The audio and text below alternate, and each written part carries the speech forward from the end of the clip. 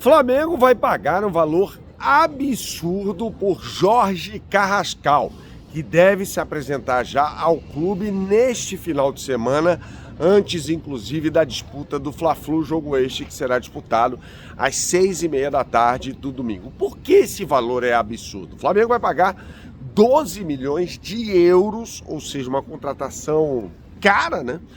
Por um jogador que ninguém estava vendo. É claro que há o time de scouts do Flamengo, aquela coisa toda, mas o Carrascal está jogando no Dinamo de Moscou da Rússia.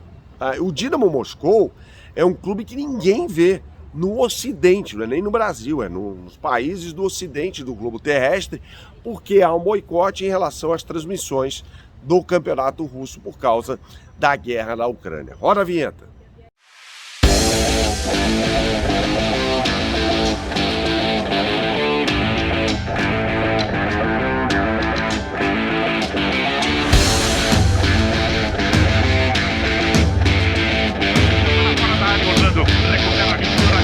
Tentou dar o contrapé, bateu no zagueiro, voltou para aqui, inventou, é gol!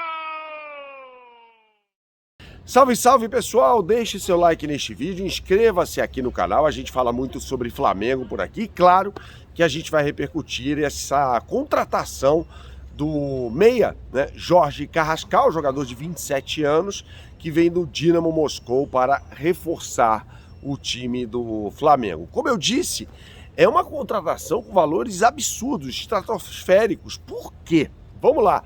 Quando o Carrascal chega ao Dinamo Moscou, ele vai numa negociação que envolve ali cerca de 6 milhões de euros. Olha, como é que o valor do cara dobrou para 12 milhões, sendo que ninguém vê os jogos do Campeonato Russo. Não por causa de vagabundagem, preguiça, nada disso. Porque simplesmente esses jogos não são transmitidos para nenhum país do Ocidente por conta do boicote imposto à Rússia por causa da guerra da Ucrânia. Então a contratação que me parece ter sido feita é um pouco no desespero, né? O valor do Carrascal não baixou depois da Copa do Mundo de Clubes, ou seja, a estratégia foi errada, porque vamos lá, havia uma janela entre os dias 1º e 10 de junho para contratações de clubes que disputavam ou disputariam naquele momento a Copa do Mundo, né? O Campeonato Mundial, como queiram. E aí, o Flamengo tinha um senso de urgência, ou deveria ter tido um senso de urgência para contratar o jogador naquela ocasião. Só que o que acontece é o seguinte, como a janela era muito curta e o tempo era menor, então o clube podia pedir, no caso o Dinamo Moscou, lá em cima, e o Flamengo teria de pagar, né? Porque não havia muita margem de negociação.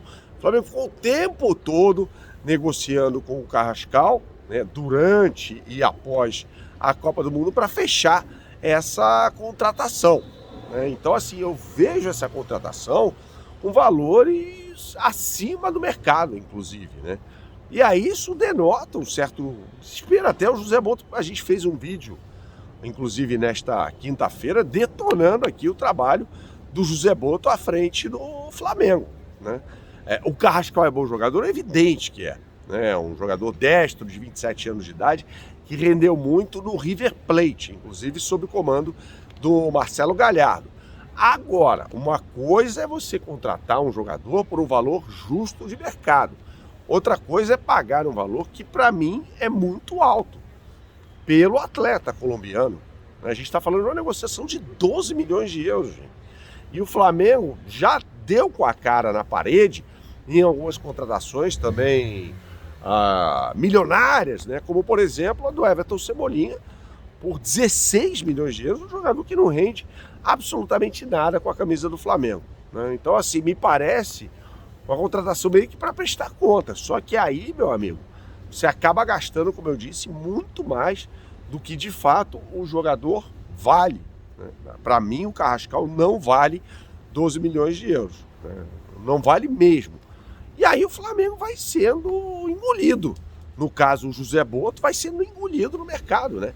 Tendo de pagar mais, no caso pelo Carrascal, um atleta que não vale isso, e também pela lentidão nas contratações, né? Me parece meio óbvio até que o Carrascal será o substituto do Arrascaeta na partida de oitavas de final, jogo de ida no Maracanã, contra o Internacional, uma vez que o jogador uruguaio está suspenso, né? Mas, assim, mais uma vez, será que o Carrascal é esse cara? Faz tempo que eu não vejo o Carrascal jogar, admito a você.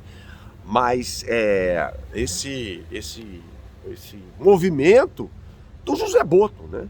É meio esquisito pelo jogador. É claro que tem a aquiescência, a concordância do técnico Felipe Luiz, mas o Felipe Luiz não tende a fazer a gestão do caixa do Flamengo, nem avaliar, não é uma prerrogativa dele, avaliar se o jogador tá caro, tá barato, não é isso.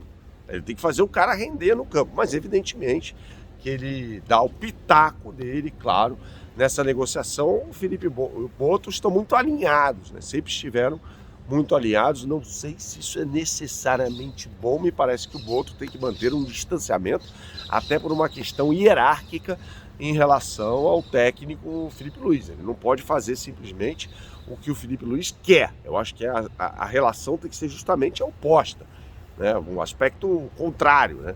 Ou seja, o Boto tem que cobrar o Felipe Luiz, né?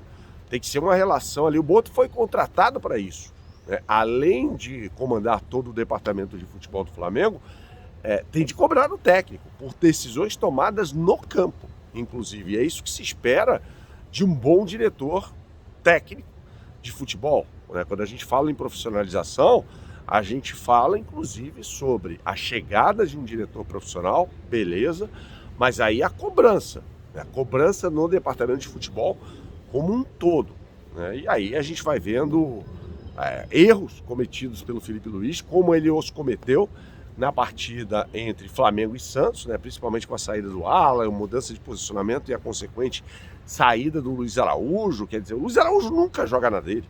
É impressionante isso, né? Todo mundo sabe, o mundo sabe que o Luiz Araújo rende mais jogando pelo lado direito do que pelo lado esquerdo. Todo mundo sabe disso. E aí fica essa história mal contada, na minha opinião, né? Muito mal contada, de um Luiz Araújo sempre sendo sacrificado. Quando ele volta e meia é o melhor jogador do Flamengo, né? O Flamengo teve mais de 70% da posse de bola na partida contra o Santos e finalizou 10 vezes, cara. Teve 10 chances de gol. É um desenrole ali de ideia de jogo um pouco complicado, né? Porque, o time tem o domínio da bola, o domínio absoluto, mas machuca pouco o adversário. E o Felipe Luiz tem que ser cobrado por isso. Fala, escuta, peraí, como é que seu time controla o jogo com a bola, mas em contraponto ele não consegue ser agressivo? Esse é um questionamento que o Felipe Luiz terá de responder numa pergunta direta na entrevista coletiva, sem muitos rodeios, dentre outros questionamentos também. Saudações, até a próxima e tchau, tchau.